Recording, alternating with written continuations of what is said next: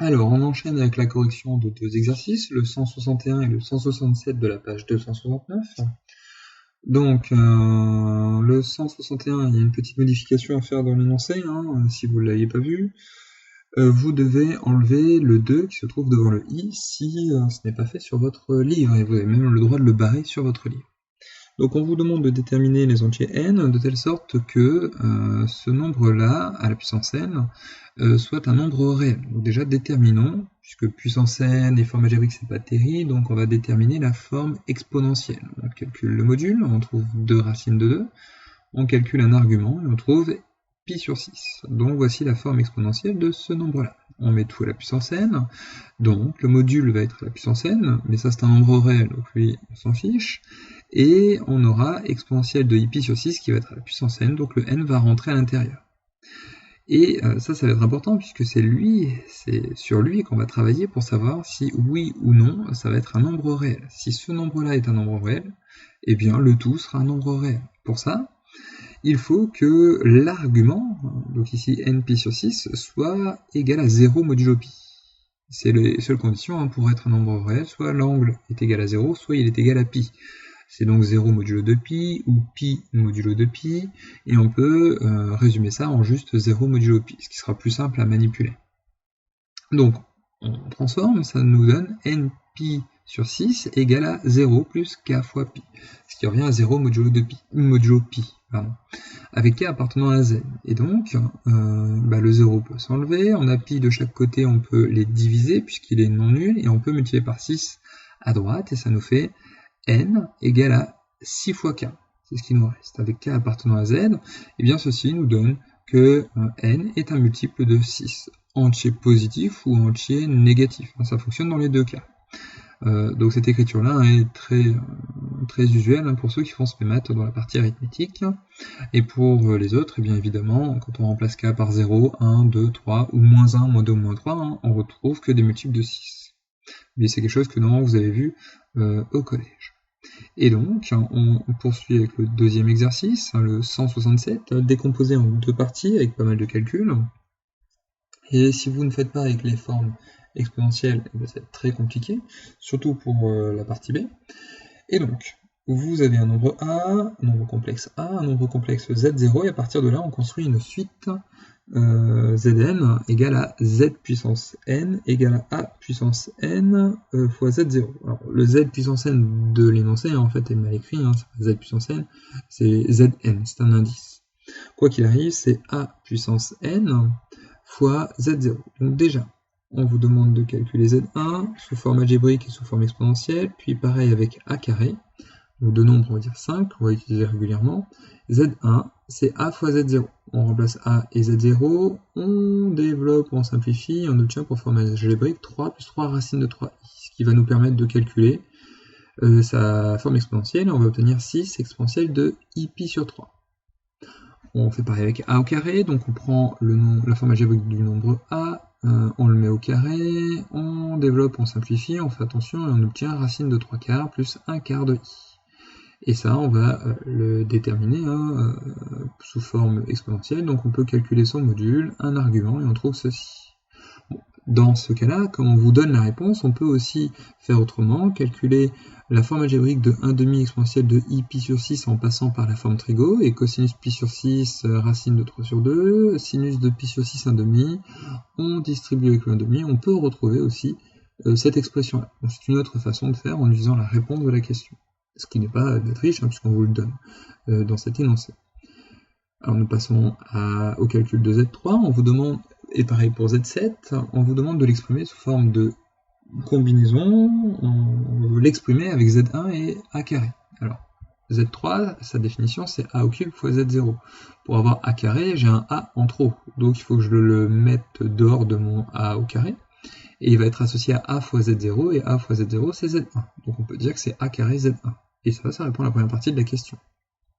Puis A carré, on remplace par la forme exponentielle, Z1 pareil, et on multiplie les modules entre eux, donc 6 fois 1,5 ça nous fait 3, et on multiplie la partie expo entre eux, donc les arguments vont s'additionner, et on va obtenir 3 exponentielle de i pi sur 2, autrement dit 3i, pour le placement sur le plan. Pour Z7, pareil, A puissance 7 fois Z0, on va sortir un A, qu'on va associer à Z0, donc ça nous fait A puissance 6 Z1. On n'a pas tout à fait répondu à la question, mais A puissance 6, c'est A au carré, le tout au cube. Et donc ça nous fait A au carré, au cube, fois Z1.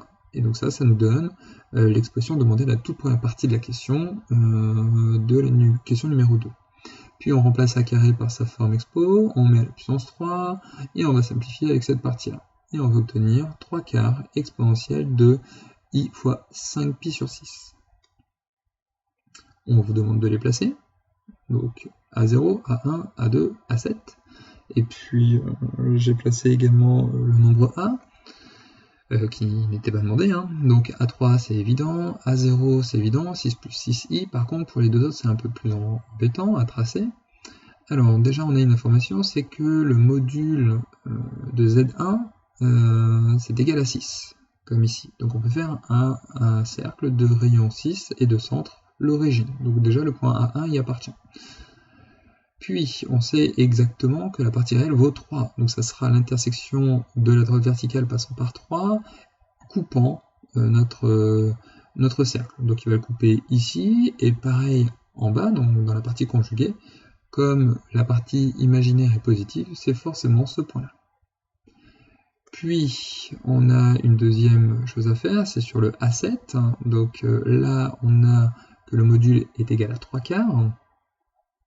Donc pour un module égal à 3 quarts, eh bien, il faut prendre un rayon plus petit que 1, 3 quarts. Donc hop, on est à peu près dessus. Et puis 5pi sur 6, eh bien, il faut que cet angle-là soit égal à pi sur 3. Donc ça, j'ai déjà montré et dit comment faire lorsqu'on était au lycée, en cours. Donc voilà, on peut le retrouver assez facilement avec le compas, ou sinon on s'aide évidemment de la forme algébrique. Donc il suffit de développer exponentielle de i fois 5pi sur 6. Hein, on va obtenir moins racine de 3 sur 2 pour le cosinus, 1 demi pour le sinus, on multiplie par 3 quarts et on trouve le résultat que l'on souhaite. Donc ceci conclut la partie A, et pour la partie B.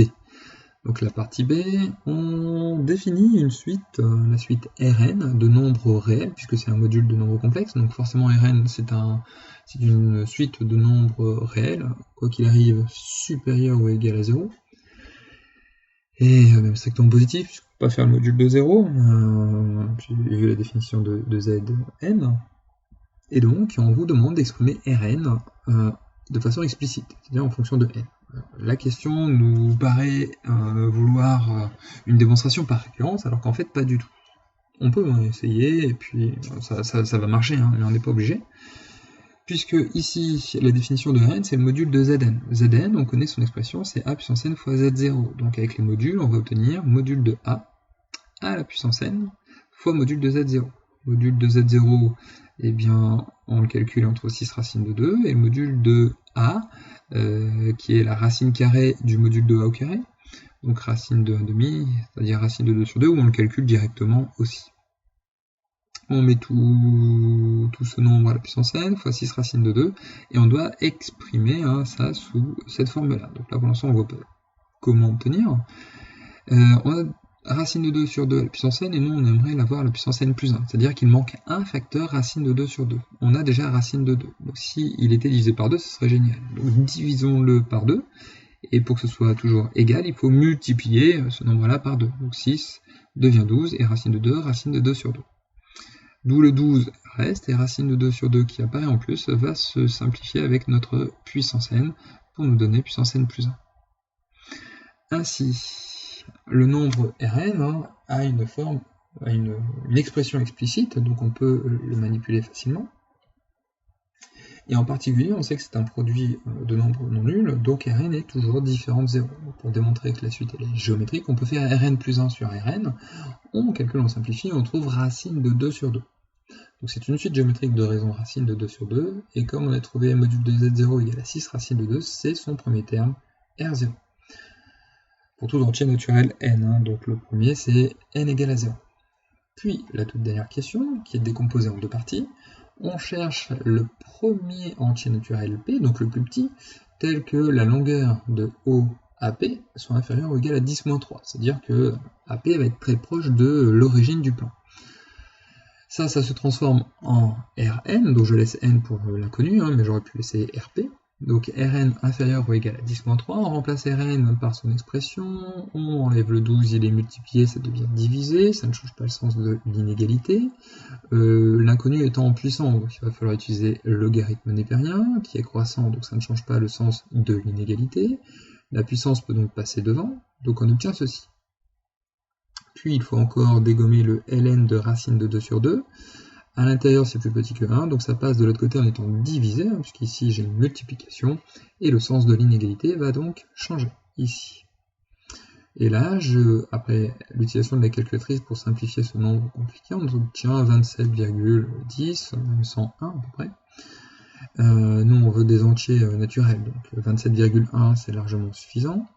Et on peut faire passer le 1 de l'autre côté, donc ça nous fait n supérieur ou égal à 26,1.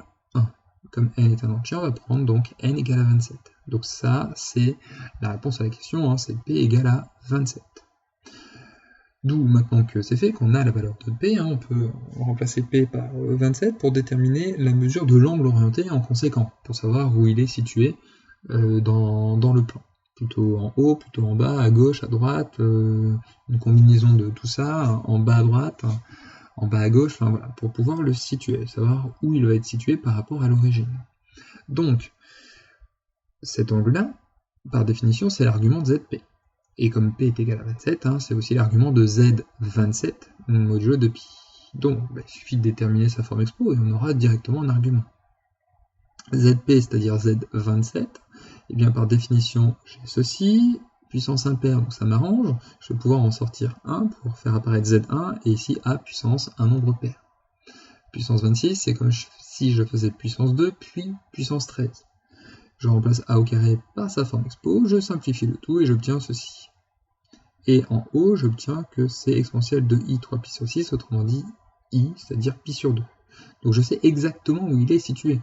Il est pile au-dessus de l'origine de mon plan, il est en pi sur 2, donc il est au-dessus, et à une distance de moins de 0,001, puisque 10 moins 3.